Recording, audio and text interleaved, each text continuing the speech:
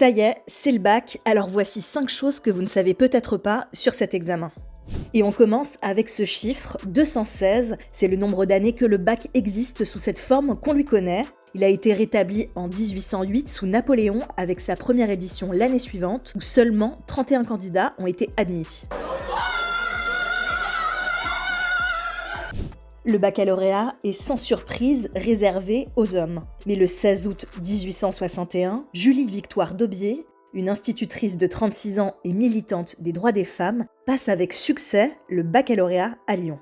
C'est la première Française à le faire, elle avait appris le latin avec son frère qui était curé. Elle bataillera pendant 2 ans pour que son diplôme soit reconnu par l'État. Avec les différentes réformes du bac, les coefficients et les spécialités, il est de plus en plus fréquent que certains candidats dépassent la note de 20 sur 20. Le record absolu au bac est détenu depuis 2018 par Arthur, un ex-lycéen de Corrèze avec la moyenne de 21,39 sur 20.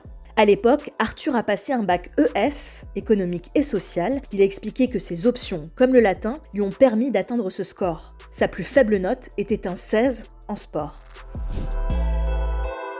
Il n'y a pas de limite d'âge ni de formation exigée pour s'inscrire à l'examen du bac en candidat libre. Du coup, tous les ans, la tranche d'âge des bacheliers peut beaucoup varier. C'est en 2024 qu'une petite fille de 9 ans bat le record historique de la candidate la plus jeune au bac. Cette élève de l'Académie de Strasbourg est scolarisée en CE2.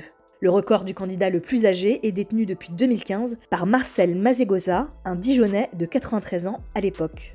Et on termine avec la rémunération des profs. Ils ne vont pas chômer car ils ont 150 copies en moyenne à corriger par professeur en fonction de la matière. Pour le baccalauréat, l'État leur verse donc 5 € par copie et la somme de 9,60 € de l'heure pour les interrogations orales.